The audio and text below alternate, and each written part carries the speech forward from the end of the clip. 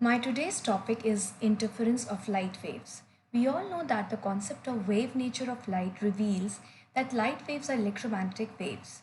These have electric and magnetic fields whose amplitude vectors are oscillating perpendicular to the direction of wave propagation as well as perpendicular to each other. The modification of amplitude as well as intensity can take place due to superposition of two or more waves.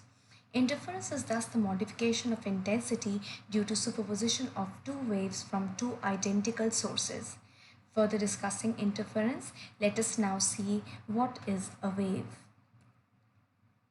Wave is a mechanism through which the information from a source of information is spread out. It's a kind of disturbance, and wavefront is locus of all points which are in the identical phase of oscillation. The meeting of two or more than two waves can be better understood on the basis of mathematical addition of sinusoidal functions called superposition principle. Though the mathematics we have done already earlier, so I'm not getting into a greater detail. Now let us see what are the conditions for observable, well-defined and sustained interference pattern. Observable means the source of light which we are using should be highly coherent. Sustained means the phase difference must be constant at a point of interference.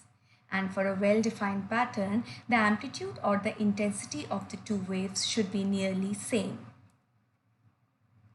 Now, what are coherent sources? Coherent waves means the oscillations of electric field vectors of two light waves are of same frequency. The amplitude of both the waves may be different, but it should vary with same rate. That is, phase between the waves should always be constant. Then why do we need coherent sources?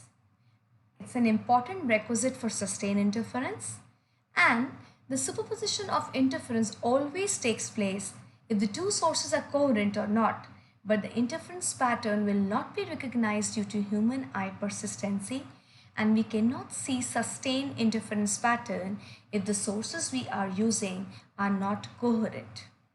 So we can say that the conditions for obtaining coherent sources can be visualized as these are obtained from a single source. The source must emit monochromatic light. The path difference between the light sources must be very small. Here is the diagram for Young's double slit. Young's double slit is known for demonstrating the phenomena of interference of light, which is shown here. Here light is allowed to pass through S. Cylindrical wavefront starting from S falls on S1 and S2. These then become the centers of secondary wavelets. So when crust on a crust or a trough on a trough takes place, constructive interference takes place. That is, the resultant intensity is maximum there.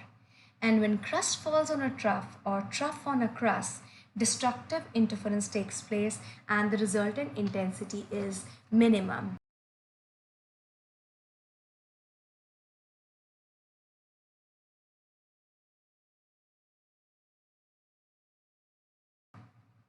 So we can see the resultant intensity pattern.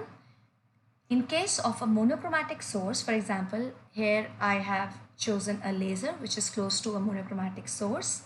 We can say that alternate bright and dark maximas and minimas corresponding to constructive interference and destructive interference can be obtained on the screen. Now there can be the methods to produce coherent sources. One can be by dividing a single wavefront.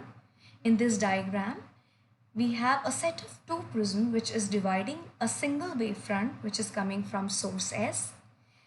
To the two prisms, the wavefront is being divided into two parts, and later on when they can be reproduced back, we can get the two coherent sources as if they are coming from S1 and S2.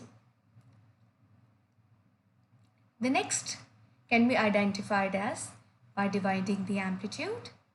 Here also we can see the interference due to division of amplitude, for example in case of soap bubbles or extremely thin films where thickness is comparable to the wavelength of the light used, which we are going to discuss later. Thank you.